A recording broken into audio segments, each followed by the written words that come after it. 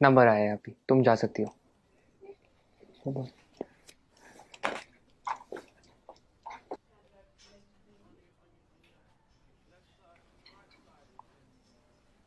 आप software engineer हो क्या?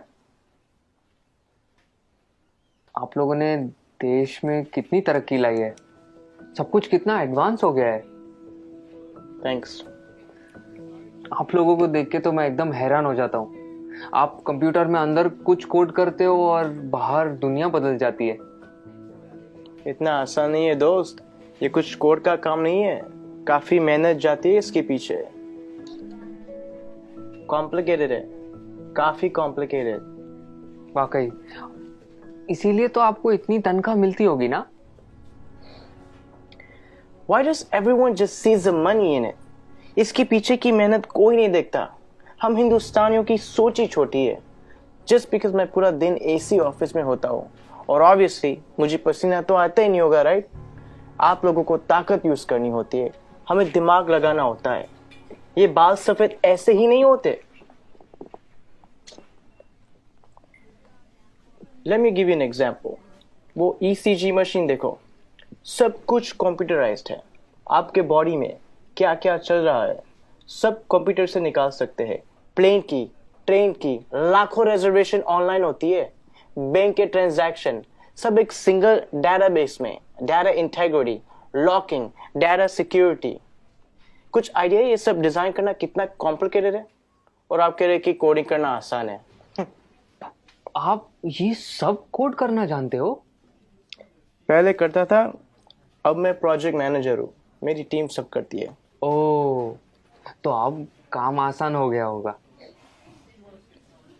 इस फील्ड में कुछ आसान नहीं है, जितना ऊपर जाओ उतनी ही रिस्पॉन्सिबिलिटी बढ़ती है, काम बढ़ता है, स्ट्रेस बढ़ता है। कोडिंग और डिजाइनिंग ये फिर भी आसान है, लेकिन अब मुझे पूरी टीम संभालनी पड़ती है।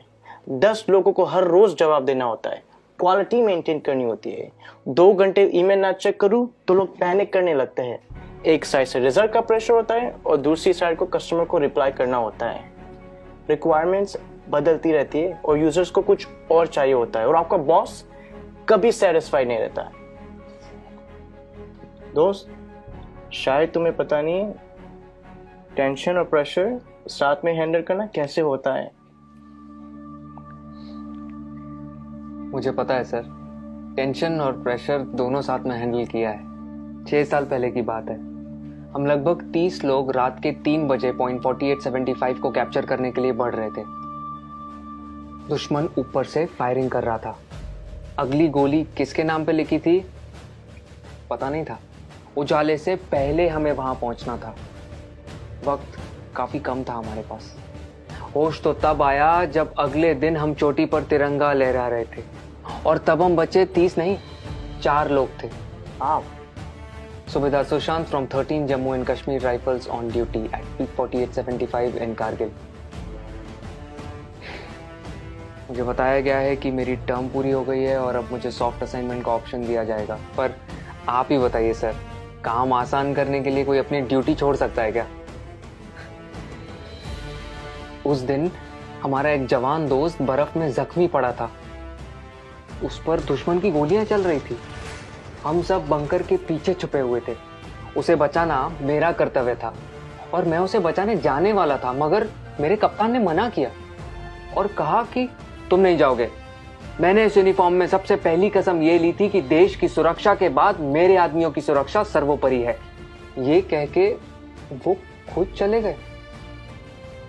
उस जख्मी जवान को बचाते बचाते हमारे कप्तान शहीद हो गए।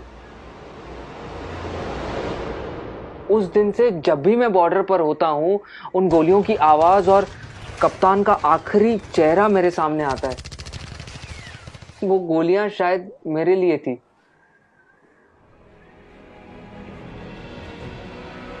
टेंशन और प्रेशर दोनों के साथ काम करना जानता हूं मैं।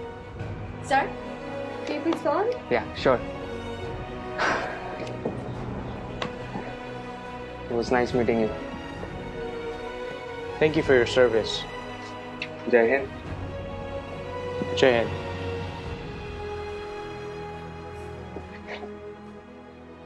कभी खुद की जिंदगी से शिकवा होने लगे अगर, तो एक फौजी की जिंदगी के बारे में सोचना। खुद की हर मुश्किल आसान लगेगी। जो खुद की सांसें दांव पर लगाकर पूरे देश की सांसें चलाते हैं, हर वक्त जान हथेली पर होती है, फिर भी हमेशा मुस्कुराते रहते हैं। जिन्होंने डर को भी डराया है और देश के लिए जीना क्या होता है, ये इन सरहद के पहरेदारों ने हमें सिखाया है। तो अगली बार जब कोई चुनौती तुमसे तुम्हारा सुख चैन छीनेगी, तो एक फौजी की जिंदगी के बारे में जरूर सोचना। खुद की हर मुश्किल आसान लगेगी।